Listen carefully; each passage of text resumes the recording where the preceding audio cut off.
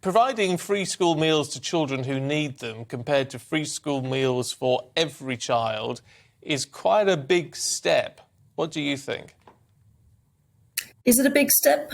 I think Dr. Kimson's absolutely right to point to the fact that we should be giving for free lunch to every child in school. After all, let's look at the reasons for it. Can we afford it as a country? Well, we're just witnessing the political turmoil from wanting to give away billions to the very wealthy. So I think this country can afford it. The second point is that, of course, there's a huge bureaucracy attached to deciding which children are eligible for a free school lunch and which are not. One could wipe away that bureaucracy, that extra administration, very, very simply by simply affording this to all children. And then, of course, we know that there are lots of children at the moment who are falling between the gaps. And there's a lot of disadvantage too, where schools which are sitting on borders of borough boundaries, one school is giving free meals to all children and another is not.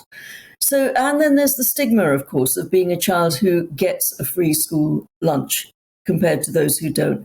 And then I guess we all know what a convivial, what a lovely thing it is to do, to sit down and share a meal with friends and family. And what better place to do that, to start learning how to do that, than in school. So I'm afraid the arguments in favour of extending a free lunch to every child are really quite persuasive.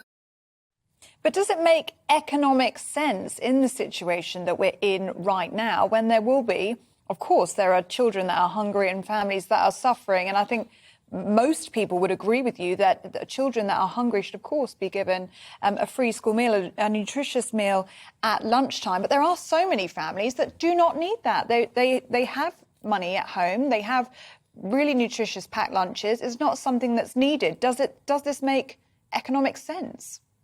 Makes total economic sense.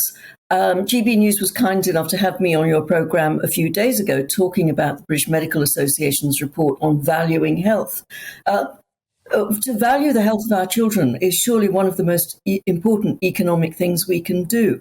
And I believe there have been reports now that are putting a figure on this, showing that, in fact, there's a 38 pence return on every pound spent on a child's free lunch. So it makes perfect economic sense from a societal point of view, from an economic point of view, from a health point of view, to actually treat all children equally, to level up, to help them learn their civic and social responsibilities, and, of course, to value their health, because they will be the healthy, productive citizens of the future.